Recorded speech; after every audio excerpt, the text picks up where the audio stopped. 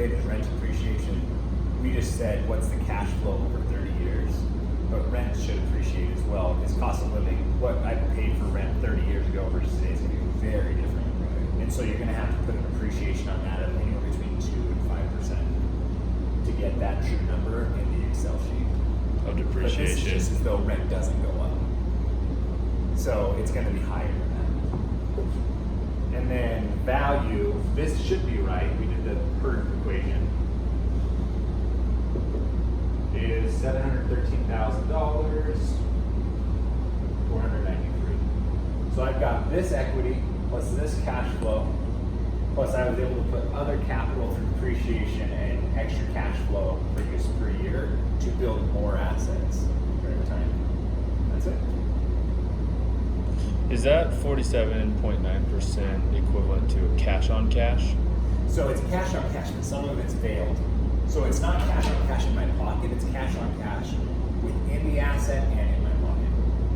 In other words, you're not gonna get, but if someone was like, well, okay, like I can go put my money to work in a business and get 50% return, I know that's kind of a stretch, but yeah, it would be equivalent to, yep. I'm gonna bank on my $42,000 getting 50% return in another business or like a private venture.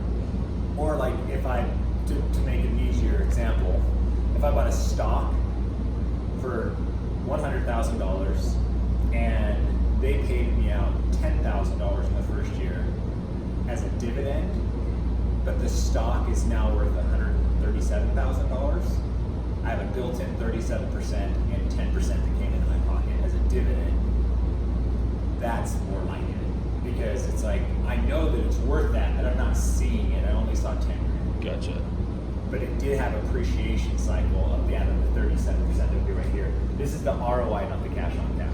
Yeah. Cash on cash is only up in this corner. It's only 6.8%. But then all these others build into the true how the money is working. Yeah.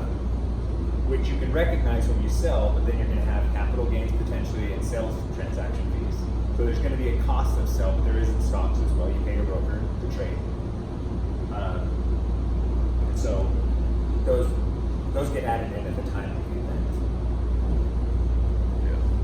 But you can't 1031 stock, right? Depends. No. That's the easy answer is no. IRA.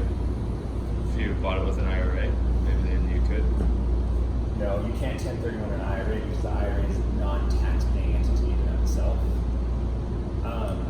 But the reason I said no is because if you sold a business, so let's say you had stock in Qualtrics, but you were an employee, and then Qualtrics sells and you get this big cash distribution under the opportunity zone, it's not a 1031 exactly, but if you invest all of that gain into an opportunity zone, right now into like this little window tax zone, then you can do it without paying a tax. But that's like such an isolated situation. Traditionally, I'm in Vanguard, I have a great run up on the S&P 500 and I cash it out. I can't go buy more stock and not pay taxes.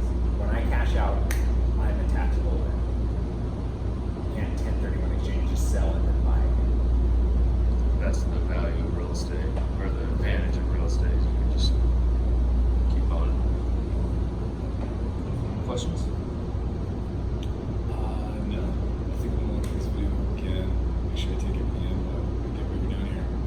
Pretty cool, right? Yeah. So here's what I would love to see happen. Are you still at BYU working there at all, or are you done? Yeah, I'm sticking around, yeah.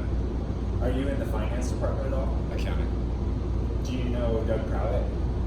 No, I don't. Or any of the business guys like Jimmy Brow? Or I know Brow, yeah. The heavy of the day, yeah. Him in his shoes. He's nuts. This guy's intense. He's awesome though. Yeah.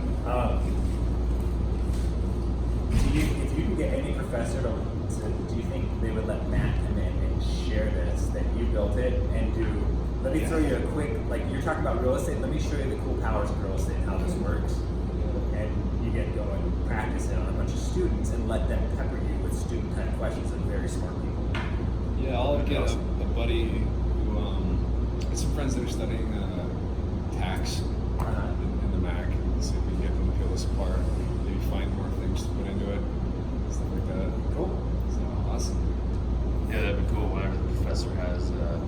estate day. You just go in there and I told you dive into it. my story with Brad, right? He had you come in and talk about the value of a real estate agent, right? Yeah, it was so weird. I'm walking down the hall. I was not in this class at all. I was just walking into school to another class, and I was on the phone.